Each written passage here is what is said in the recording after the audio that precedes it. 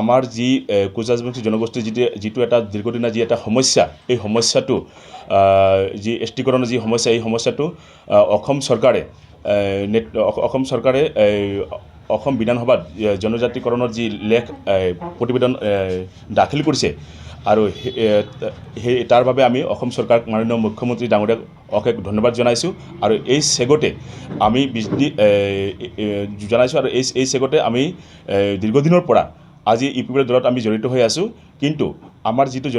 জনজাতিকৰণৰ যিটো নেকি প্ৰতিবেদন দাখিল কৰিছে তাৰ কাৰণে যি বিৰোধিতা কৰিছে আমাৰ UPPL দল, তাৰ কাৰণে আমি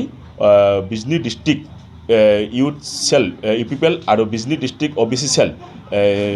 পৰা আমি ডিষ্ট্ৰিক্ট আৰু ব্লক আৰু প্ৰাইমাৰীৰ পৰা আমি সকলোৱে সমূহীয়াভাৱে পদত্যাগ আজি কৰিব ওলাইছোঁ। এটা ৰাজনীতিক দলত জড়িত হৈ আছিলোঁ UPPL দলত আৰু আমাৰ সৰ্বসাধাৰণ ৰাইজে কোচ ৰাজবংশী জনগোষ্ঠীয়ে আমাৰ দলৰ সভাপতি প্ৰমোদ বড়ো ডাঙৰীয়াই যি মন্তব্য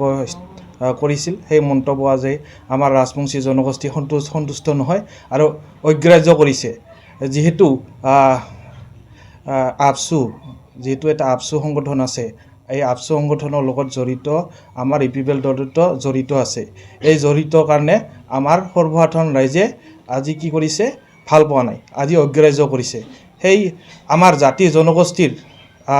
যি আমাৰ সন্মান জনাই আমাৰ আক্ৰাচু আছে, আমাৰ KN আছে নেতৃত্বই আমাক অনুৰোধ জনাইছে যে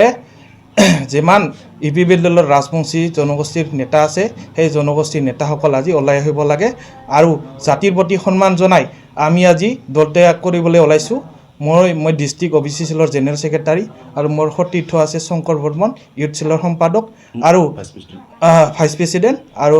বিভিন্ন বিষয়ববীয়া আছে ব্লকৰ ডিষ্ট্ৰিক্টৰ আৰু পৰ্যায়ক্ৰমে যিমান নেতা আছে আমাৰ ৰাজবংশী বিজনীৰ সকলোৱে পদত্যাগ কৰিব ওলাব